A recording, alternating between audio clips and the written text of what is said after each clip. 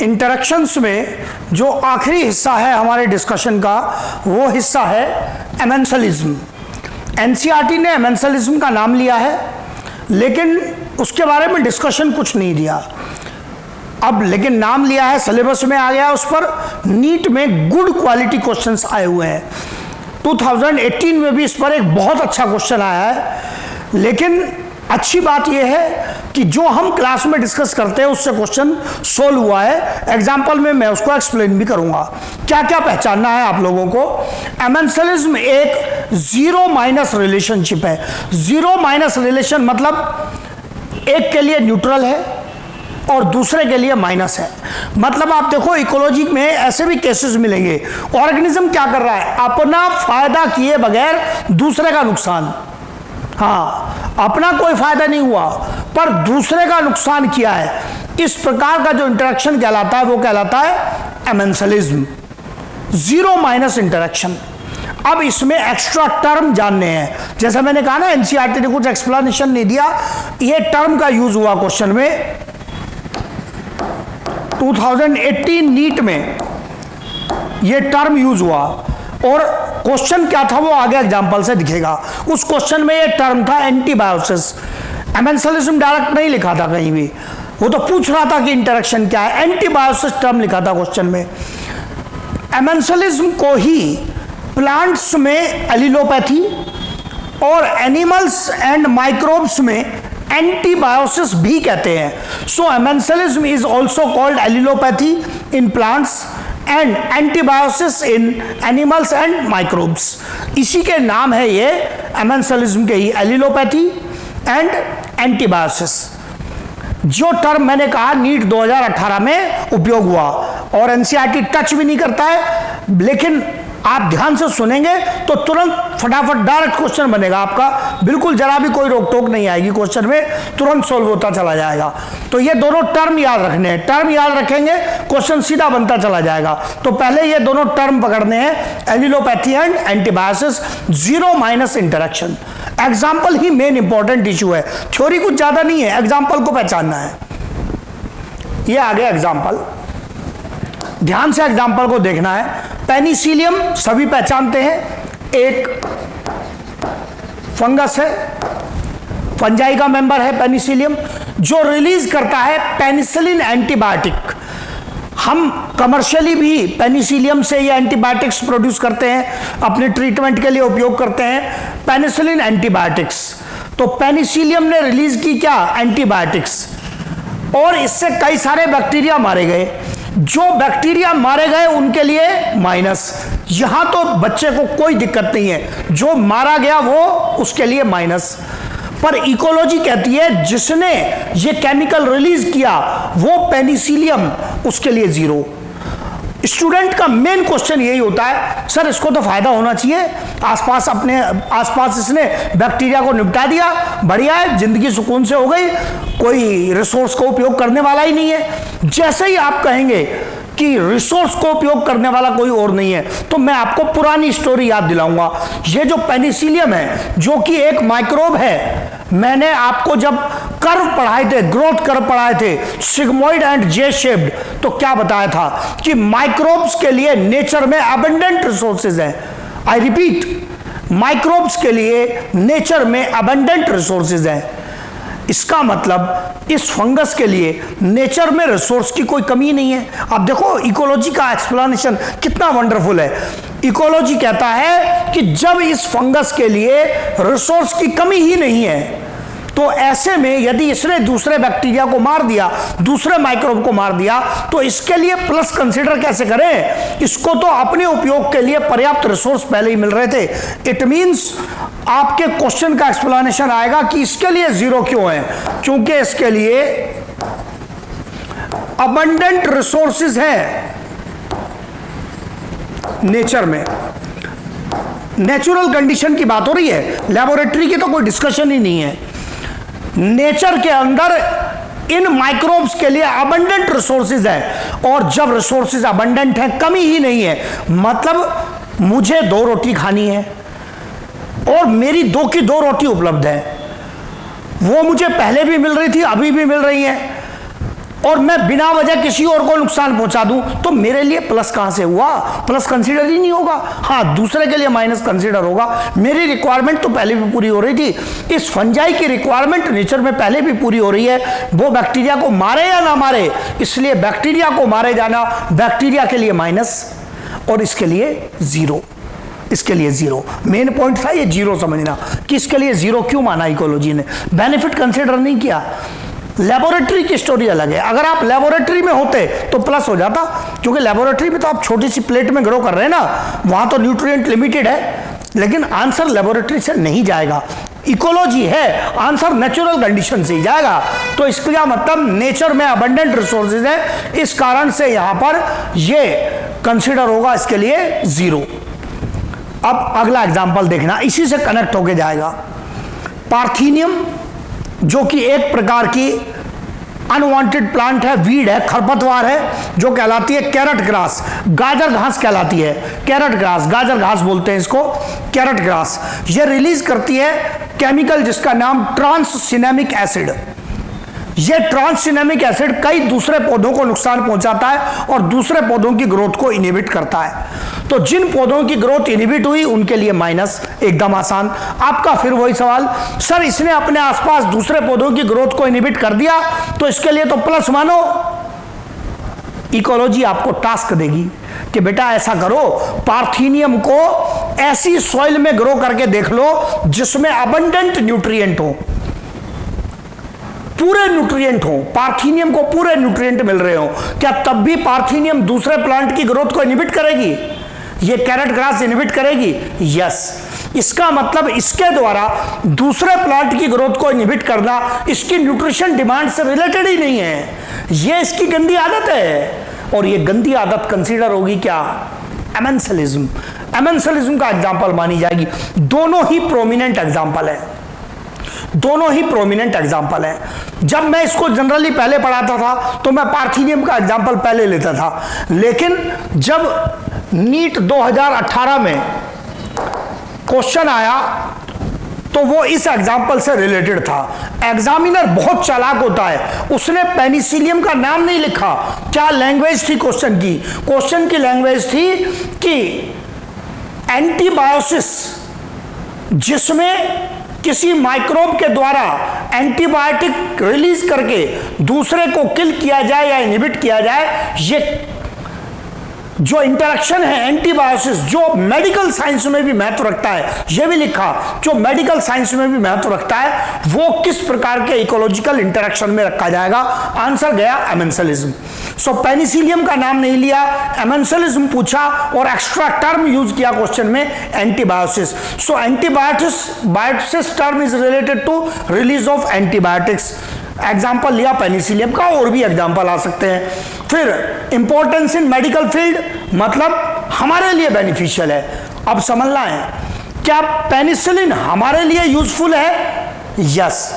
लेकिन कई बच्चे फंस जाते हैं इसमें, अरे इंटरेक्शन तो नेचर में पेनिसिलियम और बैक्टीरिया का कंसीडर हो रहा है, खुद को बीच में नहीं लाना है। आपकी तो बात ही नहीं हो रही है, ह्यूमन की बात थोड़ी हो रही है कि सर हमारे लिए तो प्लस है। अरे यार, आपकी बात किसने पूछी है? बात हो रही है पेनिसिलियम एंड बैक्टीरिया की, जिसने केमिकल रिलीज किया वो और जिस पर नेचर में इफेक्ट हुआ वो। हमने तो उसका कमर्शियल उपयोग कर लिया अपने मेडिकल ट्रीटमेंट के लिए, लेकिन इकोलॉजिकल कंडीशन में उसका डिस्कशन ही नहीं है, तो खुद को बिना वजह बीच में नहीं लाना है।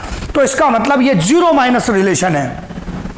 यहां पर पार्थेनियम ने दूसरे प्लांट को इनहिबिट कर दिया और आप इसको फुल न्यूट्रिएंट कंडीशन में भी ग्रो करेंगे, ये तब भी ऐसा करेगा। इसका मतलब इसके अपने प्लस से कोई लेना देना नहीं है, इसके लिए कुछ प्लस नहीं है। सॉइल में इतने अबंडेंट न्यूट्रिएंट हैं कि उस पर बड़े बड़े ट्रॉपिकल रेन फॉरेस्ट उगे हुए हैं, तो क्या पार्थेनियम को पर्याप्त न्यूट्रिएंट नहीं मिल रहे? मिल रहे, फिर भी ये दूसरे प्लांट को इनहिबिट कर रहा है। इसका मतलब इसके लिए जीरो और उसके लिए माइनस।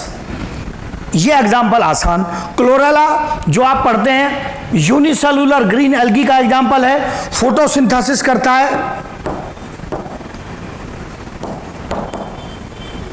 खुद अपना भोजन बना रहा है, लेकिन ये केमिकल रिलीज करता है बैक्टीरियोसाइड्स, जो बैक्टीरिया को किल करते हैं। अपना भोजन बना लिया, इसका बैक्टीरिया से आसपास का कोई लेना देना नहीं है, कंपटीशन तक नहीं है, कुछ नहीं है, फिर भी दूसरे बैक्टीरिया को इसने मार दिया ग्रीन एल्गी ने। इसका मतलब ये इसके लिए 0 और बैक्टीरिया के लिए माइनस। ये आसान एग्जाम्पल है एकदम। पहले 2 इंपॉर्टेंट एग्जाम्पल थे, तो ये 3 इंपॉर्टेंट एग्जाम्पल, और भी एग्जाम्पल आएंगे। मैंने कहा ना सारी ताकत यहां एग्जाम्पल की है। एमेंसलिज्म में एग्जाम्पल की इंपॉर्टेंस है। तीनों एग्जाम्पल मैंने फुल अच्छे से एक्सप्लेन किया। ये एकदम आसान है। क्लोरेला ने बैक्टीरिया को किल कर दिया, अपने लिए कोई बेनिफिट नहीं है। पहले भी फोटोसिंथेसिस से खाना बना रहा था, अब भी बना रहा है, बैक्टीरिया के लिए माइनस है। और एग्जाम्पल लिए माइक्रोसिस्टिस, जो कि एक ब्लू ग्रीन एल्गी है। BGA लिखा मतलब ब्लू ग्रीन एल्गी है। ये ब्लू ग्रीन एल्गी लिखते ही क्लियर हो गया कि ये भी फोटोसिंथेसिस से अपना भोजन तैयार कर रहा है। यहां पर भी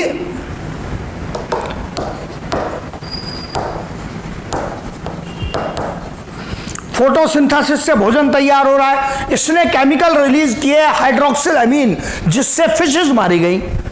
फिश के लिए माइनस और इसके लिए 0, क्योंकि इसको क्या बेनिफिट हुआ फिश मारने से? ये तो पहले भी फोटोसिंथेसिस से भोजन बना रहा था, अब भी बना रहा है, सो इसके लिए 0 है। इसलिए ये भी किसका प्रोमिनेंट एग्जाम्पल है? एमेंसलिज्म का एग्जाम्पल है। फिर ये थोड़ा और टेढ़ा एग्जाम्पल आया, सनफ्लावर बार्ले ओसिमम। सनफ्लावर सभी लोग पहचानते हैं, सूरजमुखी है। बार्ले जो कि एक मोनोकॉट क्रॉप है, जौ है, और जो ओसिमम है तुलसी। ये तीनों इस प्रकार की क्रॉप है जो डिफरेंट केमिकल, यहां केमिकल जानने की जरूरत नहीं क्योंकि अलग अलग प्लांट आ गए, मल्टीपल केमिकल है, उतना डिटेल नहीं पूछता है। इनहिबिट करती है किसको? वीड्स को, खरपतवार को।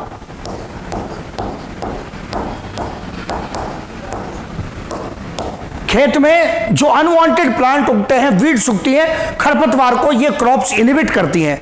तो जो प्लांट इनहिबिट हो गए उनके लिए माइनस और इनके लिए 0। यहां फिर बड़ा सवाल, आप बिल्कुल छोड़ेंगे नहीं जी, तुरंत सवाल करेंगे, सर बढ़िया है, खरपतवार को इनहिबिट कर दिया तो क्रॉप का प्रोडक्शन तो बढ़ जाएगा। क्रॉप का जो प्रोडक्शन है वो तो बढ़ जाएगा, बिल्कुल मैं भी मानूंगा बढ़ जाएगा, लेकिन क्रॉप के बढ़े हुए प्रोडक्शन का बेनिफिट क्रॉप को या ह्यूमन को? ह्यूमन को। और मैंने पहले ही कहा था पेनिसिलियम पे खुद को बीच में नहीं लाना, आपका और मेरा बेनिफिट कंसीडर नहीं होगा, क्योंकि क्रॉप है, कमर्शियल प्लांट है, जंगल में नहीं हुआ हुआ है, ये क्रॉप है, क्रॉप है। तो ये जो क्रॉप है, अगर मैटर क्रॉप का है तो बेनिफिट ह्यूमंस को है, ह्यूमंस बेनिफिटेड, लेकिन ह्यूमन का बेनिफिट कंसीडर नहीं होगा। क्रॉप की तो हम लाइफ साइकिल भी नहीं चलने दे रहे। सनफ्लावर के सीड को हमने क्रश करके उसमें से तेल निकाल लिया, तो क्या सनफ्लावर तेल बेच रहा है क्या? उसके बैंक अकाउंट में पैसे जमा हो रहे हैं क्या? पौधे के अकाउंट में जमा हो रहे हैं क्या? उसकी तो हमने आगे लाइफ साइकिल भी नहीं चलने दी। इसका मतलब क्रॉप के लिए बेनिफिट कंसीडर नहीं होगा। ह्यूमन का बेनिफिट जरूर है, पर वो इकोलॉजिकली कंसीडरेबल नहीं है। इसका मतलब इन प्लांट्स के द्वारा, इन क्रॉप प्लांट्स के द्वारा खरपतवार को इनहिबिट करना क्रॉप का प्रोडक्शन तो बढ़ाता है, पर इनकी अपनी लाइफ साइकिल को कुछ भी प्लस नहीं है। इसलिए ये भी क्या माना जाएगा? 0 माइनस रिलेशन माना जाएगा। और 0 माइनस रिलेशन में ये अफेक्ट कर रहे हैं खरपतवार को नेगेटिवली। यहां मैंने एक टर्म लिखा है जो आपको दिख रहा होगा, आप सोच रहे होंगे थोड़ी और देर से देख के कि इसका कुछ मीनिंग नहीं बता रहे, अब आएगा समझ में। स्मूदर क्रॉप, जो फसल खरपतवार को, वीड्स को इनहिबिट करें, उन्हीं के लिए एक शब्द उपयोग होता है स्मूदर क्रॉप। खरपतवार को इनहिबिट करने वाली क्रॉप्स को बोलते हैं स्मूदर क्रॉप। या तो नाम लिख के देगा या स्मूदर क्रॉप वर्ड लिख सकता है। तो इसका मतलब आंसर यही बनेगा कि ये एमेंसलिज्म का केस है। तो आप देखो, मैं फिर एक्सप्लेन करता हूं। एमेंसलिज्म 0 माइनस इंटरेक्शन, ऑर्गेनिज्म अपना फायदा किए बगैर दूसरे को नुकसान पहुंचा दे। प्रोमिनेंट एग्जांपल एंटीबायोटिक्स का दिया, पार्थीनियम का दिया। ये 2 सबसे इंपॉर्टेंट एग्जांपल हैं, और टेढ़ा क्वेश्चन पूछेगा तो इधर पहुंचेगा स्मूदर क्रॉप पर। बाकी 2 एग्जांपल आसान थे जो आपको बीच में दिए। तो ये क्वेश्चंस बनते हैं एमेंसलिज्म के। आपके पास और क्या क्वेश्चन आ सकते हैं? आप क्वेश्चन रेज करेंगे, सर कोई ऑर्गेनिज्म ऐसा कर ही क्यों रहा है कि वो ऐसे केमिकल क्यों रिलीज कर रहा है कि उससे दूसरे को नुकसान हो जाए और अपना कोई फायदा ही ना हो। Why some organisms are doing this. देखो, ये वो कोई सोच समझ के और डेलिबरेटली नहीं कर रहे हैं। आपने 11th क्लास में एक टर्म पढ़ा था बायोमोलिक्यूल के चैप्टर में, सेकेंडरी मेटाबोलाइट्स। माइक्रोब्स और प्लांट्स की बॉडी में कई ऐसे केमिकल बनते हैं जिनका उनके अपने मेटाबॉलिज्म में कोई रोल नहीं है और वो कोई एडिशनल रोल रख सकते हैं। मेटाबॉलिज्म में उपयोग नहीं होते, डिफेंस वगैरह में रोल रख सकते हैं। और कुछ सेकेंडरी मेटाबोलाइट ऐसे हैं जिनका कुछ भी रोल नहीं है, डिफेंस वगैरह में भी रोल नहीं है, पर वो दूसरे को नुकसान पहुंचा सकते हैं। वही एमेंसलिज्म का कारण बनते हैं। ये मैंने नोट में लिखा है, यहां पर नोट में लिखा, amensalism is due to some, ध्यान रहे सम लिखा है, ऑल नहीं लिखा है। मैं सारे सेकेंडरी मेटाबोलाइट की बात नहीं कर रहा हूं, कुछ बेनिफिशियल भी होते हैं। Some secondary metabolites which harm other species without any ecological benefit to the species which released these chemicals। अगर ऐसा हुआ तो यह एमेंसलिज्म का कारण बनेगा।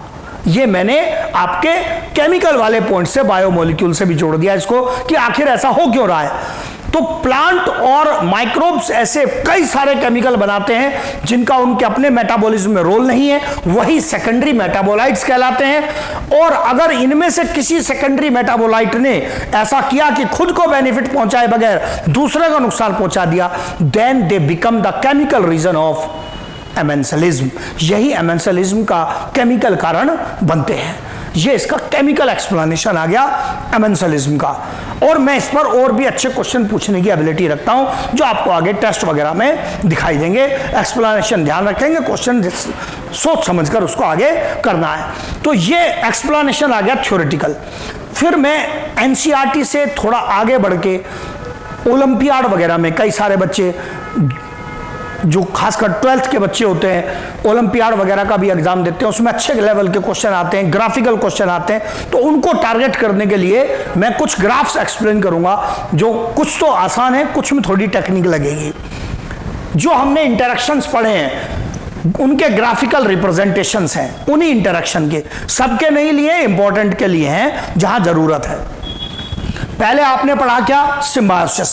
सिम्बायोसिस क्या था, प्लस प्लस इंटरेक्शन था, दोनों को बेनिफिट हो रहा था। कोई छोटा बच्चा भी सवाल को कर देगा, कुछ है ही नहीं करने के लिए। टाइम के साथ दोनों पॉपुलेशन जो होंगी दोनों स्पीशीज की, उन पर क्या इफेक्ट पड़ेगा, क्या लिखा है, effect on population, species A species B. समय के साथ दोनों की पॉपुलेशन पर इफेक्ट क्या है, पॉजिटिव है, दोनों की पॉपुलेशन बढ़ रही है। ध्यान रहे, मैं ऐसा नहीं कह रहा हूं कि इनकी पॉपुलेशन इंडिपेंडेंटली नहीं बढ़ सकती, बढ़ सकती है। मैं कह रहा हूं इस रिलेशन का क्या इफेक्ट हुआ, इनकी पॉपुलेशन दोनों की बढ़ेगी। तो ये एकदम आसान है, इसमें कोई भी टेक्निकल इश्यू नहीं है, आपको साफ साफ सामने दिखाई देगा कि दोनों को प्लस हो रहा है, दोनों को बेनिफिट हो रहा है। कमेंसलिज्म क्या था, कमेंसलिज्म था प्लस जीरो इंटरेक्शन, एक को बेनिफिट दूसरे के लिए न्यूट्रल। फिर अगेन एकदम सिंपल छोटे बच्चे वाला एक्सप्लेनेशन, जिसके लिए जीरो है उसकी स्ट्रेट लाइन जा रही है, जिसको बेनिफिट है उसको ये इंक्रीज हो रहा है ग्राफ ऊपर प्लस। तो एक स्पीशीज के लिए प्लस है, दूसरे के लिए न्यूट्रल है। समझ ध्यान से लगानी है। मैंने कहा इफेक्ट ऑन पॉपुलेशन मींस जिसके लिए जीरो है उसके ऊपर इसका इफेक्ट जीरो है। आई एम नॉट सेइंग कि उसकी पॉपुलेशन बढ़ नहीं सकती, इंडिपेंडेंटली बढ़ रही होगी ना, पर क्या इस रिलेशन की वजह से बेनिफिट हो रहा है, इस रिलेशन की वजह से बढ़ रही है, नहीं, इस रिलेशन की वजह से नहीं बढ़ रही है, इसका रोल नहीं है। वो इंडिपेंडेंट इंक्रीज हो सकता है, इसके संदर्भ में तो जीरो ही है। तो वो मैंने करेक्ट दिखाया है। हाँ, क्या बदलाव हो सकता है, ये जो मैंने यहां से ग्राफ लिया है प्लस, अगर कोई इसको इस प्रकार से बना दे, सपोज प्लस वाले को, अगर कोई इस प्लस वाले ग्राफ को, दोनों ही गायब हो गए, ये जीरो वाला ग्राफ था अपना, कोई प्लस वाले ग्राफ को अगर इस प्रकार से बना दे, क्रॉस ना करे, यहां से बना दे, तो ये अब भी सही है, कोई मिस्टेक नहीं है। आप यहां से बना दो, वहां से बना दो, इंक्रीज दिखना चाहिए ना। ग्राफ का इंटरसेक्शन आए नहीं आए उससे कुछ फर्क नहीं पड़ता है, आपस में लाइन क्रॉस कर रहे नहीं करें उससे कोई कॉन्सेप्ट में कोई डिफरेंस नहीं है। सो दोनों ही लाइन करेक्ट है। इट डजंट मैटर कि ग्राफ यहां से स्टार्ट करके बनाया है या यहां से स्टार्ट करके बनाया है, ये कमेंसलिज्म का रिलेशनशिप इससे रिप्रेजेंट होगा। अगला केस आता है किसका? प्रीडेशन का। सबसे ज्यादा क्वेश्चन जो एग्जाम में आए हैं प्रीडेशन से ही पूछे जाते हैं। प्रीडेशन का ही ग्राफ सबसे इंपॉर्टेंट है, मतलब मैं जो ये आपको ग्राफ बता रहा हूं इसका मेन कारण प्रीडेशन ही है। बायो ओलंपियाड में प्रीडेशन पर बार बार क्वेश्चन आए हैं। प्रीडेशन में लिखा है मैंने पॉपुलेशन टाइम, क्या इफेक्ट है। सबसे पहले तो मुझे ये ग्राफ आपको ऐसे रटना भी चाहिए, पहचान में आना चाहिए। पॉपुलेशन जिसकी कम है, जिसकी पॉपुलेशन कम है वो कौन है? वो है प्रीडेटर। जिसकी पॉपुलेशन कम है वो प्रीडेटर। जंगल में टाइगर लायन की पॉपुलेशन कम है, हर्बीवोर की पॉपुलेशन ज्यादा है, और जिसकी पॉपुलेशन ज्यादा है वो कौन है? वो है प्रे, ये शिकार है। अब आप कहेंगे ये ग्राफ का क्या मतलब है? समझना है मेरे साथ, एक एक टुकड़े करके स्टेप के समझाऊंगा, ध्यान से समझना है, समझने का हिस्सा है। क्योंकि एग्जामिनर बहुत चालाक है जी, बदल देता क्वेश्चन को। क्वेश्चन के टुकड़े देखने हैं, रिपीट करके भी बताऊंगा, ध्यान से देखते जाना है। टाइम के साथ इनका फ्लक्चुएशन किस प्रकार से है? यदि जंगल में टाइगर लायन जैसे प्रीडेटर की संख्या में कमी आएगी तो टाइगर लायन की संख्या में कमी आ गई। प्रीडेटर जैसे मैंने एग्जांपल लिख दिया टाइगर का, प्रे जैसे एग्जांपल लिख दिया हिरन का, डियर का। अगर टाइगर की संख्या में कमी आ गई तो इसका बेनिफिट किसको होगा? डियर की पॉपुलेशन को। तो जब टाइगर की पॉपुलेशन कम हो रही है तो डियर की पॉपुलेशन बढ़ रही है, लेकिन डियर ही तो भोजन है। जब डियर की पॉपुलेशन बढ़ जाएगी तो भोजन की उपलब्धता बढ़ गई, भोजन की अवेलेबिलिटी बढ़ गई, और भोजन की अवेलेबिलिटी बढ़ गई तो अब क्या होगा? इसका बेनिफिट होगा प्रीडेटर की पॉपुलेशन को, और भोजन आसानी से मिलेगा तो प्रीडेटर बढ़ेगा, और प्रीडेटर बढ़ेगा तो प्रे कम होगा, क्योंकि ये ज्यादा भोजन खाएगा, ये बढ़ेगा तो प्रे कम होगा, लेकिन एक लिमिट तक ही कम होगा। ऐसा नहीं है कि कम होता ही चला जाएगा, लिमिट तक। क्यों?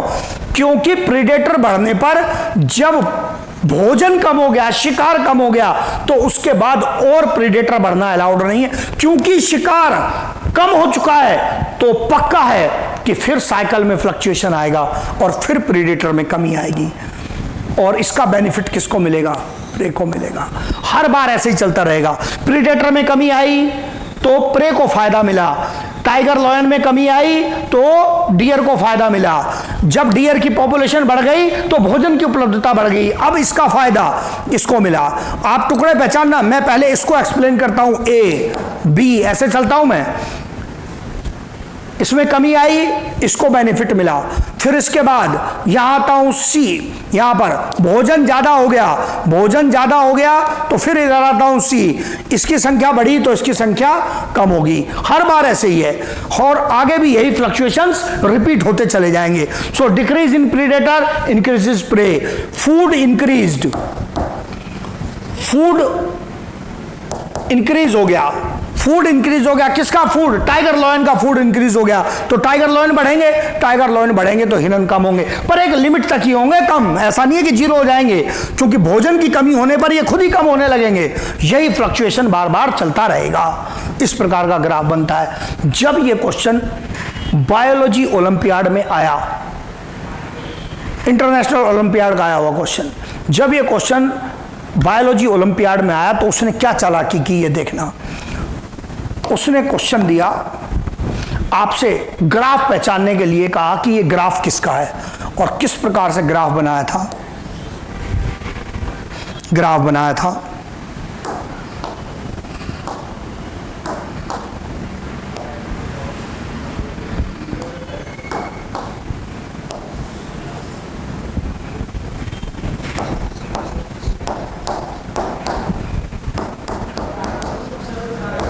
ये ग्राफ बनाया था, और आंसर गया प्रीडेशन, कि ये प्रीडेशन का ग्राफ है। अब आप कहेंगे कि यार ये दोनों बातें तो एक जैसी कैसे लग रही है। एक जैसी हैं। मैंने कहा ना एग्जामिनर बहुत चालाक होता है, बहुत धूर्त होता है एग्जामिनर, चालाक, बहुत खतरनाक। और ओलंपियाड जैसे पेपर का आप देखो जरा, जब इसका मतलब इसमें ये क्या है, ये प्रे है और ये प्रीडेटर है, इस प्रकार से है। जब प्रे बढ़ा तो भोजन बढ़ गया, भोजन बढ़ गया तो अब प्रीडेटर बढ़ेगा, और जब प्रीडेटर बढ़ेगा तो प्रे कम होगा। प्रे बढ़ गया तो अब भोजन बढ़ गया, भोजन की उपलब्धता बढ़ गई तो प्रीडेटर बढ़ेगा, लेकिन जब प्रीडेटर बढ़ेगा तो प्रे में कमी आएगी, और जब भोजन कम हो गया तो अब इसके कारण से प्रीडेटर में कमी आने लगेगी। इसी प्रकार से बार बार फ्लक्चुएशन चलेंगे। अब इसको मेरे ग्राफ पे देखना, मैंने पढ़ाया था क्लास में, ये ओलंपियाड में आया, ये जो बच्चा शार्प होता है एकदम यूं पहचानने वाला, वो पहचान जाता है कि सर ने क्लास में यही पढ़ाया था, और एग्जामिनर ने उसका चेहरा बदल दिया। कैसे चेहरा बदल दिया? ये ग्राफ जो उसने छाप रखा है, ये ग्राफ और कुछ नहीं है, ये इस ग्राफ के कितने टुकड़े हैं जरा देख लो।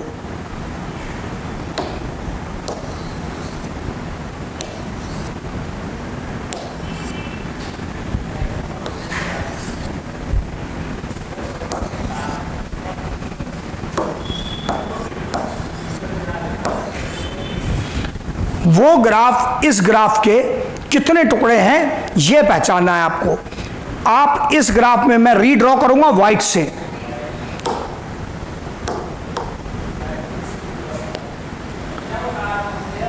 इतना हिस्सा लिया है और फिर इतना हिस्सा लिया है, इसी ग्राफ से हिस्से लिए हैं, ये हिस्सा लिया है और ये हिस्सा लिया है।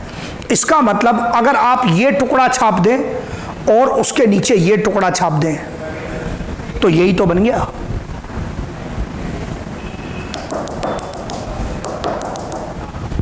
ये चालाकी की है उसने। तो जब पहले ये इंक्रीज होकर डिक्रीज हुआ और जब ये डिक्रीज होने लगा तो उसी समय ये इंक्रीज होने लगा, ये हिस्सा लिया है। तो इतना चालाक है उसने, ये टुकड़ा तो लिया इधर से और ये एक टुकड़ा लिया इधर से और छाप दिया, और आपसे पूछ रहा बताओ ये क्या है। जिसको दिख गया उसने लगाया सही आंसर, प्रेडिक्शन है, ये मतलब है। तो इस प्रकार की चालाकी होती है, इतने बढ़िया क्वेश्चन बन जाता है इकोलॉजी में। तो ये प्रेडिक्शन का केस हो गया। फिर इसके बाद अगला केस आता है पैरासाइटिज्म का। पैरासाइटिज्म में दो प्रकार के कर्व बन जाते हैं। कई बार मैं ये उपयोग करता हूं, ये आसान है, ये थोड़ा सा और टेढ़ा होता है, लेकिन मीनिंग यही है, उसका और बड़ा एक्सप्लेनेशन है। एकदम आसान, ये आसान वाला, पैरासाइट को बेनिफिट, उसकी पॉपुलेशन बढ़ रही है, होस्ट की पॉपुलेशन कम हो रही है। लेकिन क्या लगातार ऐसा ही होता रहेगा? नहीं, जरूरी नहीं है, फ्लक्चुएशन आ सकते हैं, और फ्लक्चुएशन आ सकते हैं इस प्रकार से रिप्रेजेंट कर सकते हैं हम। और पैरासाइट होस्ट की पॉपुलेशन में जो फ्लक्चुएशन है वो काफी ड्रास्टिक हो सकते हैं, और इनमें टाइम के साथ हर बार एक जैसा ही फ्लक्चुएशन हो इसकी भी कोई गारंटी नहीं है। कभी पैरासाइट बहुत ज्यादा बढ़ सकते हैं और कभी होस्ट हो सकता है कुछ समय तक ज्यादा इफेक्ट ना पड़े और कुछ समय अचानक ज्यादा इफेक्ट पड़ जाए। मतलब पैरासाइट के द्वारा होस्ट की जो डेथ होती है वो यूनिफॉर्म नहीं है। कभी कभी तो हो सकता है कुछ समय तक होस्ट मरे ही नहीं। हम ऐसे जनरल ग्राफ बना देते हैं, डायरेक्ट फ्लक्चुएशन भी नहीं आएगा, आड़े तिरछा करवाएगा। तो ये तो हम अपनी समझ के लिए बना लेते हैं। इसमें भी मैंने कोशिश की है, कहीं पर फ्लक्चुएशन में ये कर्व बड़ा आ रहा है, कहीं आड़ा तिरछा हो गया, कहीं छोटा हो गया, तो जानबूझकर किया है मैंने। ये छोटा हो गया, फ्लक्चुएशन कम हो गया, फ्लक्चुएशन ज्यादा हो गया। तो डिपेंड करता है पैरासाइट का प्रभाव कितना हो रहा है होस्ट के ऊपर। इस प्रकार से उनकी पॉपुलेशन में फ्लक्चुएशन चल सकते हैं। और आपने नोटिस किया कि प्रीडेटर तो हर हाल में प्रे से कम है, रहेगा ही, वरना इकोसिस्टम अनस्टेबल हो जाएगा। लेकिन पैरासाइट का कोई भरोसा नहीं है। पैरासाइट पे अगर होस्ट ने कंट्रोल पा लिया तो हो सकता है पैरासाइट पॉपुलेशन होस्ट की पॉपुलेशन से भी कम हो जाए। तो भरोसा नहीं है, कुछ भी हो सकता है, दोबारा ग्रो कर सकते हैं। मौसम वगैरह के ऊपर भी बहुत डिपेंड करते हैं पैरासाइट की ग्रोथ। तो इस प्रकार का फ्लक्चुएशन आपको पैरासाइटिज्म में देखने के लिए मिलेगा। फिर उसके बाद जो आखिरी दो केस आते हैं, कंपटीशन का केस आता है। कंपटीशन में क्या डिक्रीज हुई थी? फिटनेस। क्या डिक्रीज हुई थी? फिटनेस। टर्म याद होना चाहिए, फिटनेस डिक्रीज हुई थी। अब देखो, दो स्पीशीज, दोनों के लिए माइनस, दोनों की फिटनेस में कमी हो रही है, दोनों की फिटनेस में कमी हो रही है। ग्राफ पहचानने के लिए एकदम आसान है, पर क्वेश्चन बहुत बढ़िया बनता है। आपसे ये ग्राफ बनाकर पूछेगा, एक सवाल आसान, ग्राफ किसका है? फिटनेस में कमी, कंपटीशन का ग्राफ है, माइनस माइनस। जो दूसरा बड़ा सवाल कर सकता है, हमने कंपटीशन पढ़ते हुए टर्म लिए थे सुपीरियर एंड इंफीरियर, तो इसमें से आपसे पूछेगा कि इसमें से इंफीरियर स्पीशीज कौन है। हाँ जी, समझ लगाओ जरा, इंफीरियर स्पीशीज कौन है? करेक्ट आंसर बनता है स्पीशीज ए।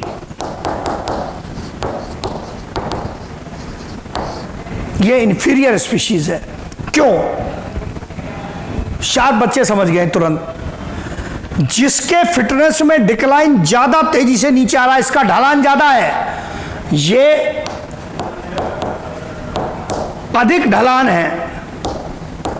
जिसका ढलान ज्यादा है वो ज्यादा तेजी से नीचे आ रहा है, इसका ढलान कम है। स्लोप हायर है, जिसका स्लोप ज्यादा तेजी से नीचे जा रहा है। ग्राफ ऊपर नीचे बनाने से मतलब नहीं है, ढलान देखना है। जिन्होंने भी गलती की होगी आंसर करने में, वो क्या देख रहे होंगे? किसका ग्राफ नीचे बना है। नीचे बना नहीं देखना है, ये देखना है किसका ढलान ज्यादा है। जिसका स्लोप ज्यादा है उसकी फिटनेस में कमी आ रही है तेजी से, इसका मतलब वो क्या है? वो इंफीरियर है। तो ये अतिरिक्त क्वेश्चन बन सकता है, ये पूछा जा सकता है। ये कंपटीशन हो गया। अमेंसलिज्म एकदम आसान, जैसे कमेंसलिज्म आसान था, ये भी आसान है। एक के लिए 0, दूसरे के लिए माइनस। कहीं से बना दो, इधर से बना दो, या आप इसको इधर से बना दो, कुछ फर्क नहीं पड़ता। कहीं से बनाओ, एक के लिए 0 दिखना चाहिए, एक के लिए माइनस दिखना चाहिए। आंसर क्या आ जाएगा? आंसर आ जाएगा आपका अमेंसलिज्म। एकदम आसान है। तो इसमें से मेरी नजर से क्वेश्चन बनने लायक, एक तो कंपटीशन का जो इंटरेक्शन है वो क्वेश्चन बनने लायक है। फिटनेस पर सवाल बन सकता है, ये अच्छा है, जो मैं समझता हूं क्वेश्चन बनने लायक।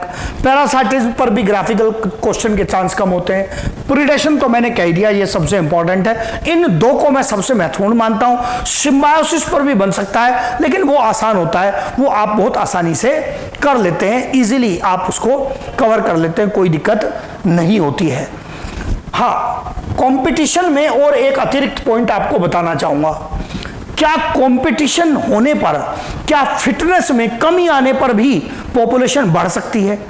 ये बच्चों का क्वेश्चन आया। हमने कहा था पॉपुलेशन की जो ग्रोथ है वो कम हो गई, लेकिन क्या अभी भी ग्रोथ हो रही है? यस। सो कंपटीशन की प्रेजेंस में पॉपुलेशन का ग्रोथ रेट कम हो जाता है, लेकिन पॉपुलेशन घट जाए इसकी कोई गारंटी नहीं है। So is it possible to increase population even in presence of competition? Yes. हाँ, ग्रोथ स्लो होगी लेकिन ग्रोथ हो जाएगी। ग्रोथ स्लो होगी लेकिन ग्रोथ हो जाएगी। It is possible to increase population in presence of competition, but the growth rate is slow. ये एक एक्स्ट्रा पॉइंट था जो बच्चों की क्वेरी आई थी। तो ये सारे के सारे इंटरेक्शंस मैंने एक्सप्लेन कर दिए। ये हमारा इंटरेक्शंस का जो पार्ट है वो फुल्ली एक्सप्लेन हो गया है। इसमें interactions, population growth interaction, NCERT पढ़ेंगे।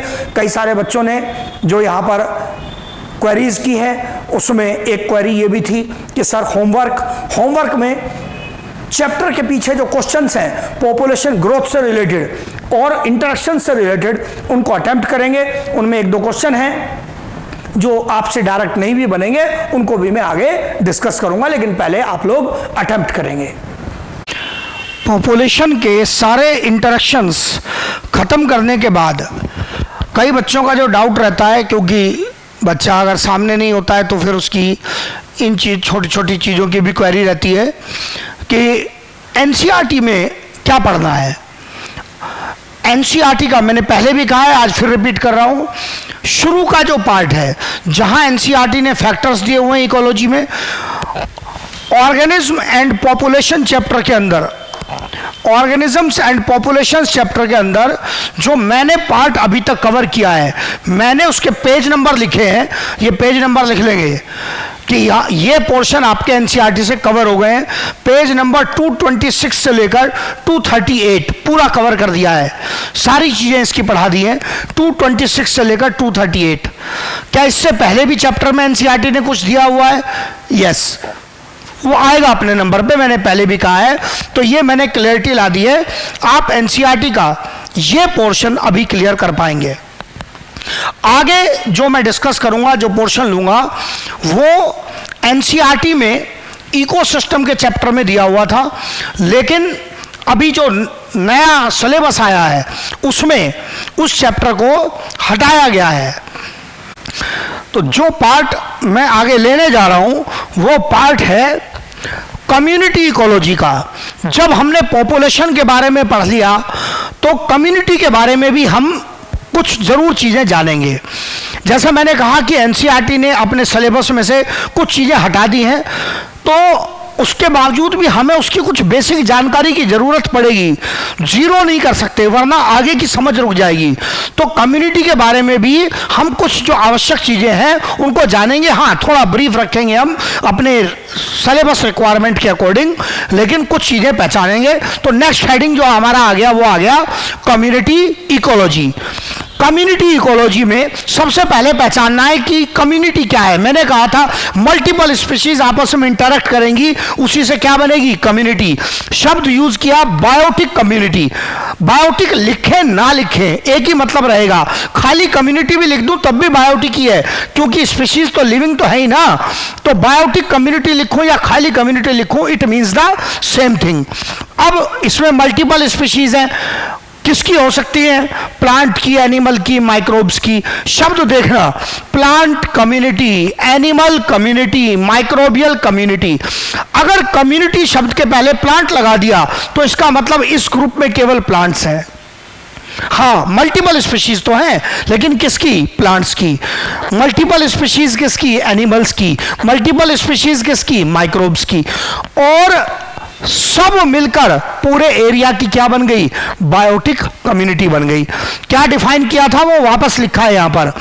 बायोटिक कम्युनिटी कैसे बनती है, formed by multiple species interacting with each other in a given area. Area एक ही होना चाहिए, ऐसा नहीं हो सकता कि इस जंगल का जो मेंबर है प्लांट, वो यहां से 100 किलोमीटर दूर जो जंगल है उसके एनिमल से इंटरेक्ट कर रहे हैं, ये नहीं होगा। वो एरिया एक होना चाहिए। मतलब अगर आप इस फॉरेस्ट के बारे में बात कर रहे हैं तो इसी फॉरेस्ट की बात होगी। ऐसा नहीं है कि एक फॉरेस्ट इंडिया का ले लिया, एक अफ्रीका का फॉरेस्ट ले लिया, आप कहने लगे कि ये एक कम्युनिटी है, ऐसे नहीं बनेगा।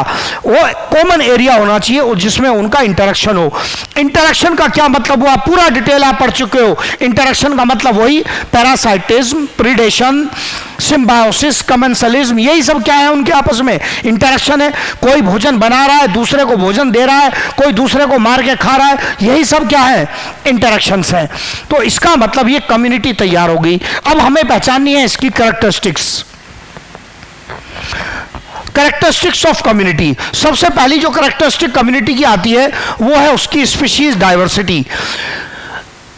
टर्म से ही एकदम क्लियर हो जाता है कि स्पीशीज डाइवर्सिटी का मतलब क्या है। स्पीशीज डाइवर्सिटी का मतलब बनता है उस कम्युनिटी में कितने प्रकार की स्पीशीज पाई जाती हैं। जितने ज्यादा प्रकार की स्पीशीज पाई जाएंगी उसकी डाइवर्सिटी उतनी ज्यादा है। और साथ में वर्ड लिखा है उनकी relative abundance. So types of species found in a community and there relative abundance, मतलब कितने प्रकार की स्पीशीज पाई जाती हैं और उनके मेंबर्स की संख्या भी कितनी है, इसका भी प्रभाव डाइवर्सिटी पर पड़ेगा। ये सब मिलकर बनती है कम्युनिटी की डाइवर्सिटी। बहुत साधारण कैरेक्टरिस्टिक है लेकिन महत्व बहुत बड़ा है। क्यों महत्व बड़ा है, ये पॉइंट बहुत इजी पॉइंट है, लेकिन इकोलॉजी इसके बिना चलती ही नहीं है। ये इतनी बार रिपीट होकर आपके सामने आएगा कि बार बार पूरी इकोलॉजी में घिसता रहेगा ये point. Higher is the diversity, more is the stability of community. किसी कम्युनिटी की डाइवर्सिटी जितनी ज्यादा, जितने अधिक प्रकार की उसमें स्पीशीज है, उसकी स्टेबिलिटी भी उतनी ज्यादा है। यह बड़ा सच है इकोलॉजिकल वर्ल्ड का। डाइवर्सिटी जितनी ज्यादा, स्टेबिलिटी उतनी ज्यादा। इसीलिए तो इकोलॉजिस्ट चिल्लाते रहते हैं कि जो एक्सटिंक्शन हो रहे ऑर्गेनिजम्स के, प्लांट्स, एनिमल्स के, उनको बचाओ, उनका कंजर्वेशन करो। डाइवर्सिटी लॉस्ट हो गई तो स्टेबिलिटी पर खतरा आ जाएगा। इसीलिए कहते हैं, आप कहेंगे जी स्टेबिलिटी से क्या लेना देना है।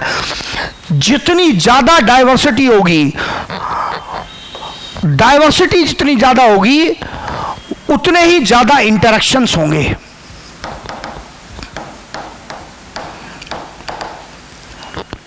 ये इंटरेक्शन ही क्रिटिकल पॉइंट है, इसलिए मैंने डेफिनेशन में भी लिखा था इंटरेक्शन।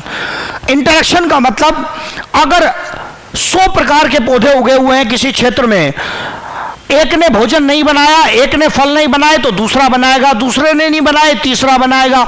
ऐसा नहीं है कि फल खाने वाले एनिमल एक ही प्रकार के पौधे के ऊपर निर्भर है, उसमें कोई समस्या हो गई, उसका फेवरेबल सीजन नहीं हुआ तो फल खाने वाले एनिमल को भोजन ही नहीं मिलेगा, मर जाएंगे वो, तो स्टेबिलिटी डिस्टर्ब हो जाएगी सिस्टम की। लेकिन अगर मल्टीपल टाइप के प्लांट उगे हुए हैं, डाइवर्सिटी ज्यादा है, तो भोजन की उपलब्धता बेहतर रहेगी। इसी प्रकार से अगर मल्टीपल टाइप के इंसेक्ट फॉरेस्ट में पाए जाते हैं, किसी कम्युनिटी में पाए जाते हैं, तो अगर एक इंसेक्ट पॉलिनेशन नहीं कर पाया, दूसरा करेगा, तीसरा करेगा, कोई तो एडेप्टेशन में सही बैठेगा ना। तो इसका मतलब डाइवर्सिटी जितनी ज्यादा होगी, इंटरेक्शन उतने बेटर होंगे, उतना एक दूसरे की जो रिक्वायरमेंट है उनको पूरा करने की एबिलिटी होगी और सिस्टम बेटर चलेगा। इसीलिए कहते हैं higher is the stability, higher is the diversity, more is the stability of community. Diversity जितनी ज्यादा, कम्युनिटी की स्टेबिलिटी भी उतनी ज्यादा, कारण इंटरेक्शंस ज्यादा होंगे। इंटरेक्शन से चल रही है दुनिया, आप अपने चारों तरफ देख लो। अगर आपका इंटरेक्शन ऐसा है कि आपको कोई नोटबुक पेन खरीदना है और आपके सराउंडिंग में डाइवर्सिटी नहीं है, स्टेशनरी की एक ही शॉप है और किसी दिन वो बंद हो गई, तो आपका तो काम रुक जाएगा, आपको आज ही नोटबुक चाहिए। लेकिन अगर डाइवर्सिटी है, मल्टीपल शॉप्स हैं, अलग अलग प्रकार की शॉप्स पर आपकी नोटबुक और पेन मिलते हैं, तो इसका मतलब आपकी एक्टिविटी नहीं रुकेगी, एक बंद है दूसरे से ले लो। इट मींस डाइवर्सिटी जितनी ज्यादा होगी, जो फंक्शंस चल रहे हैं सिस्टम के अंदर, लोगों की जो रिक्वायरमेंट है वो बेटर तरीके से पूरी होंगी और इसलिए सिस्टम की स्टेबिलिटी भी ज्यादा होगी। मैंने कहा है सिंपल पॉइंट है, लेकिन बहुत बार रिपीट होता है इकोलॉजी में। ये तो होगी साधारण बात डाइवर्सिटी की, लेकिन क्या डाइवर्सिटी में इससे अच्छे क्वेश्चन बन सकते हैं? यस, दो कॉन्सेप्ट हैं, उनको लूंगा डाइवर्सिटी में। Relation of diversity with taxa level. Diversity का टैक्सा लेवल से क्या संबंध है? कहानी गाने से समझ में नहीं आएगा, ये एग्जाम्पल से आएगा। उसको समझाने के लिए मैंने ये एग्जाम्पल लिया है। ये कम्युनिटी है, कोई ABCD कम्युनिटी है। कम्युनिटी ए में कितने प्रकार के मेंबर आपको दिख रहे हैं? मैंने लिखे आपके सामने, bird species 1, bird species 2, bird species 3, bird species 4। कितने प्रकार की स्पीशीज? 4। कम्युनिटी बी में भी कितने प्रकार की स्पीशीज? 4। सी में भी 4, डी में भी 4।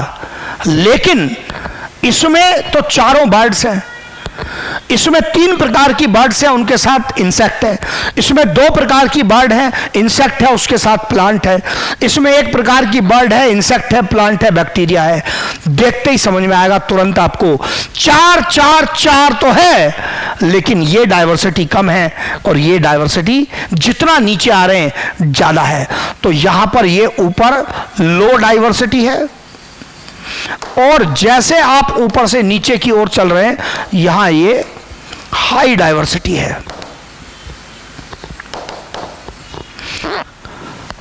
तो पहला पॉइंट तो था जिसमें ज्यादा प्रकार की स्पीशीज हो, लेकिन आपसे कोई कहे कि जी नहीं जी ज्यादा प्रकार नहीं है, एक संख्या बराबर है, इसमें भी 4 प्रकार 4 प्रकार 4 प्रकार। आपसे कहे कि अब बताओ डाइवर्सिटी किसकी ज्यादा, आप तुरंत कहेंगे ये जो 4 4 4 है ना, ये मेंबर्स क्या हैं, इनके टैक्सा बताओ। उससे हम बता देंगे कि किसकी डाइवर्सिटी ज्यादा है। जिसमें जितनी ज्यादा वैरायटी के टैक्सा आ रहे हैं उसमें डाइवर्सिटी उतनी ज्यादा है। और टेक्निकल लैंग्वेज अगर उपयोग करूं तो ये सारी बर्ड्स हैं, एक ही क्लास के मेंबर्स हैं। बर्ड्स और इंसेक्ट अलग अलग क्लास हैं, ये एवीज और इंसेक्टा अलग अलग क्लास होगी, पर किंगडम एक ही है, सब एनिमेलिया के मेंबर हैं। यहां पर ये 2 अलग अलग क्लास एनिमेलिया की, प्लांटी का मेंबर आ गया, ये एनिमेलिया के मेंबर, प्लांटी का मेंबर, मोनेरा का मेंबर। जितने हायर टैक्सा होंगे, अधिक वैरायटी के, डाइवर्सिटी उतनी ज्यादा। सो मोर variety of higher taxa is equal to high diversity. More variety of higher taxa is equal to high diversity. Result लिख दिया है मैंने, more variety of higher taxa is equal to higher diversity, ये result आ गया। इसमें एक ही क्लास के मेंबर हैं, वैरायटी बढ़ी, 2 क्लास के मेंबर हैं, पर क्लास तक ही लिमिट है। नया हायर टैक्सा इंक्लूड हो गया, किंगडम प्लांटी, एक और नया किंगडम इंक्लूड हो गया, किंगडम मोनेरा। तो जितने हायर टैक्सा अधिक वैरायटी के होंगे, डाइवर्सिटी उतनी ज्यादा आएगी। आपसे या तो एग्जाम्पल देकर पूछ सकता है या लैंग्वेज लिख सकता है। एग्जाम्पल नहीं हो तो ये लैंग्वेज समझ में नहीं आती, बिल्कुल पता नहीं चलता करना क्या चाह रहा है ये। So more variety of higher taxa results in higher diversity. ये रिलेशन है डाइवर्सिटी का किसके साथ? टैक्सा लेवल के साथ। एस इस प्रकार का एग्जाम्पल याद रखेंगे दिमाग में, एग्जाम्पल बैठाना, इसी से आपका सवाल बनेगा। क्वेश्चन और कैसे बनते हैं? ऑप्शन बनाएगा, या तो ऐसे गोले बना दिए और उन गोलों के अंदर लिखना शुरू कर दिया बर्ड, कैट, माउस, दूसरे में बर्ड, कैट, फ्रॉग। जैसे ही फ्रॉग लिखा तो यहां पर कैट और माउस तो दोनों मैमल्स हैं, लेकिन बर्ड, कैट, फ्रॉग लिख दिया, एम्फीबिया का मेंबर आ गया। एक और ऑप्शन में बर्ड, कैट, प्लांट लिख दिया तो और डाइवर्सिटी ज्यादा हो गई। तो इसका मतलब आपको ऑप्शन से जजमेंट लेना है कि क्या पूछना चाह रहा है, आपको दिखेगा और इस एग्जांपल से आपका क्वेश्चन बन जाएगा, एकदम बनेगा क्वेश्चन। फिर इसके बाद डाइवर्सिटी में अगला पॉइंट आता है relation of diversity with evenness. या इवननेस का मतलब है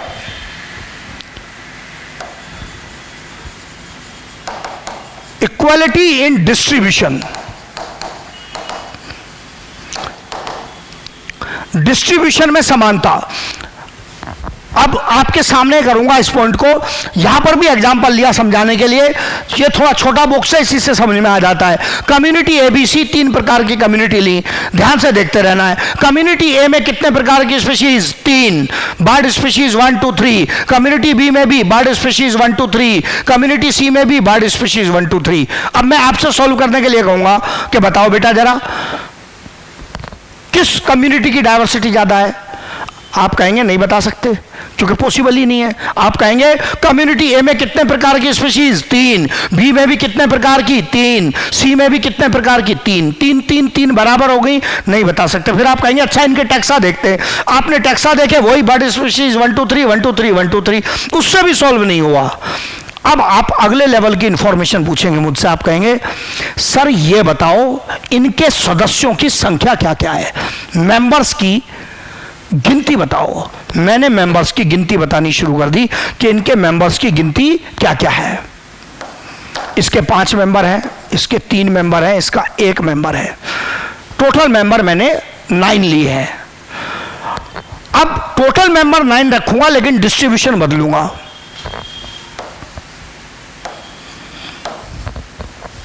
फोर 3 2।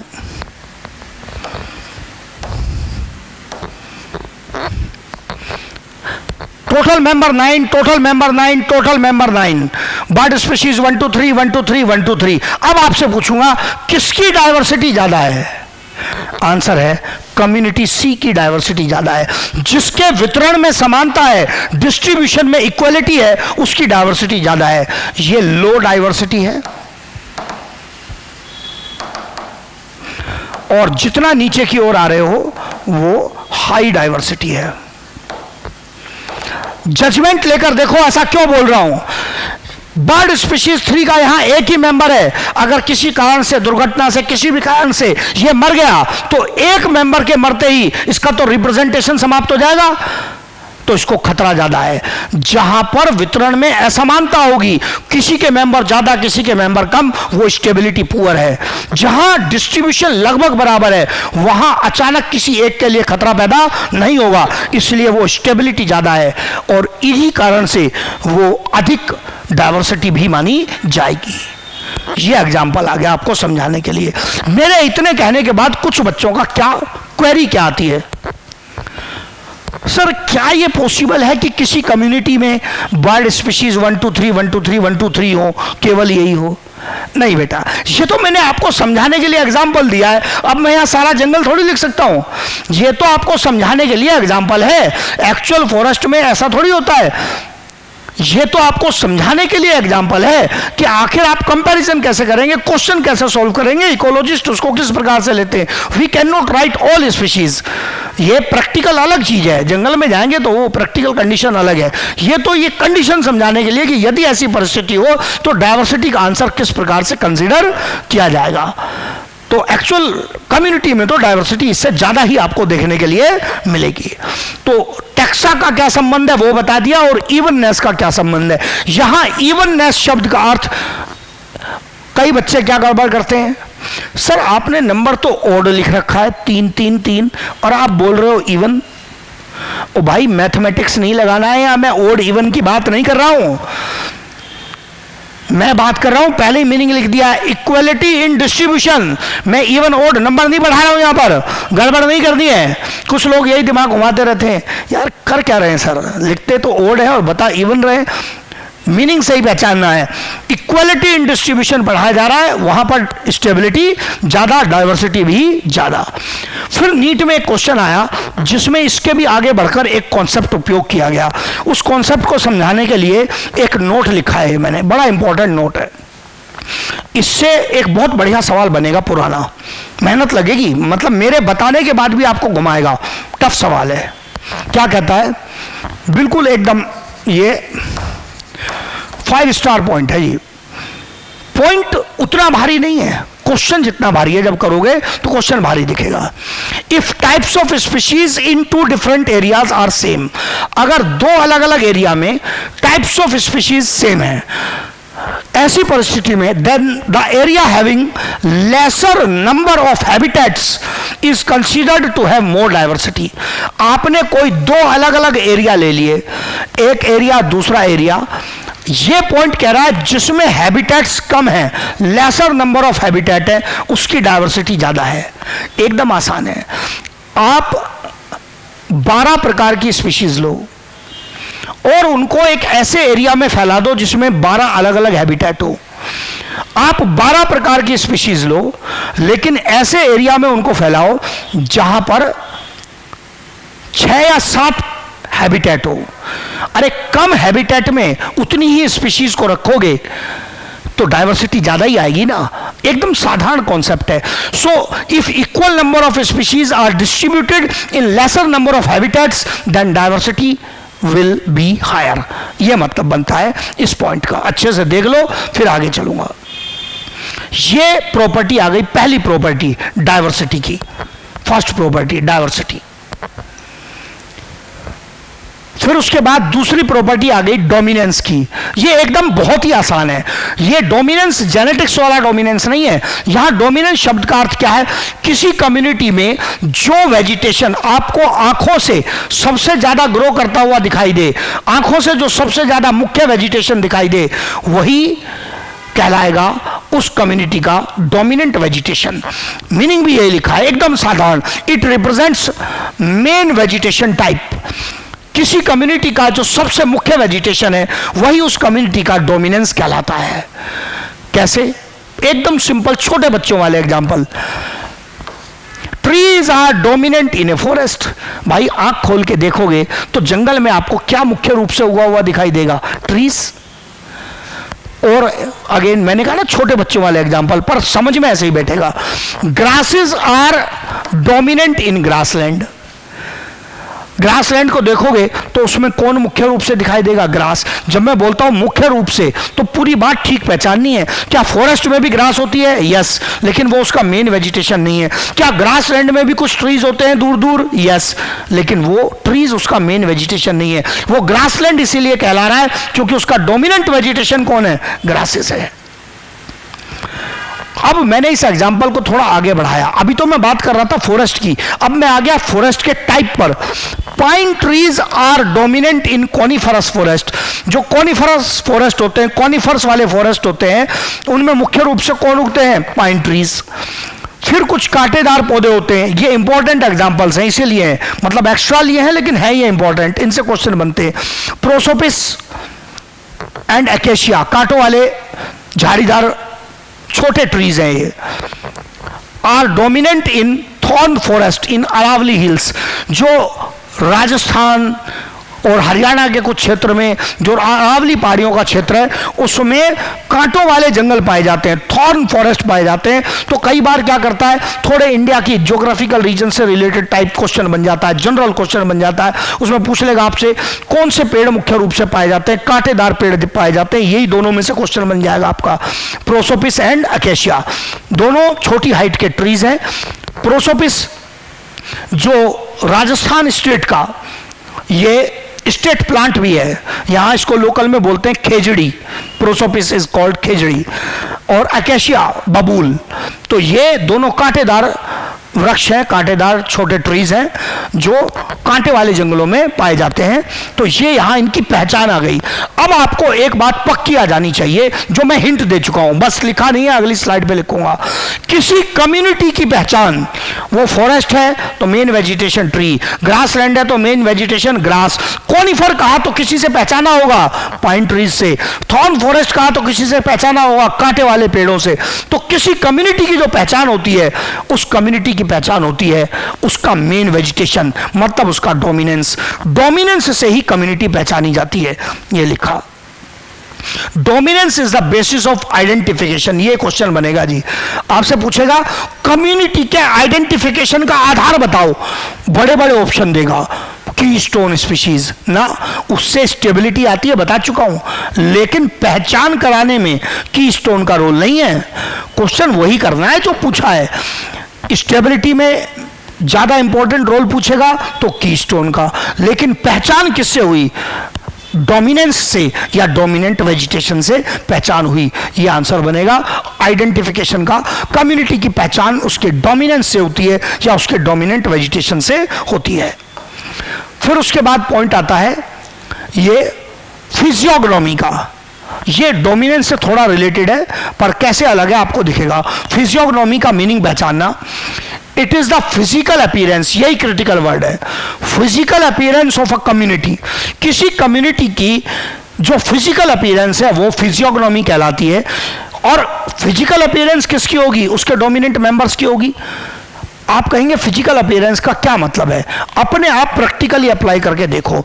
अगर आप किसी पाइन ट्री वाले फॉरेस्ट को देखते हो तो उसके ट्रीज की फिजिकल अपीयरेंस अलग है, और अगर आप डेसिडस फॉरेस्ट को देखते हो जो पतझड़ वाला जंगल है उसके ट्रीज को देखते हो तो उनकी फिजिकल अपीयरेंस अलग है।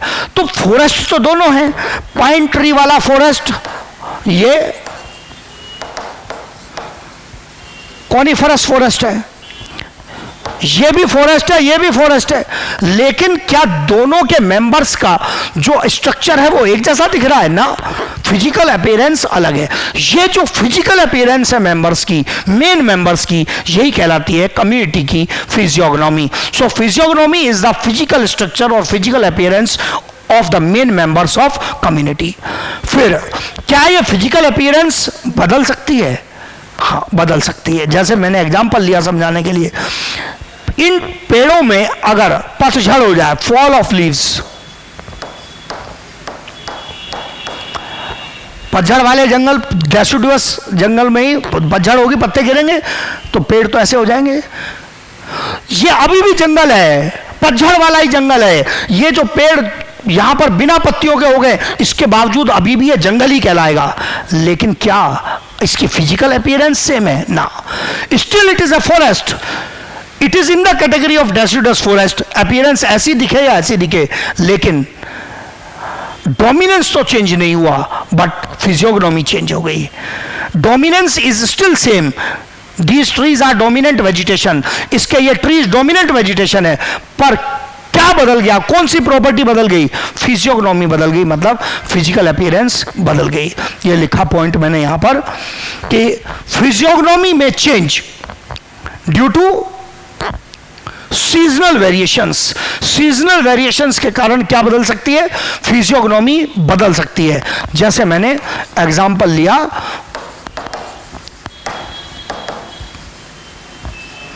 Fall of leaves in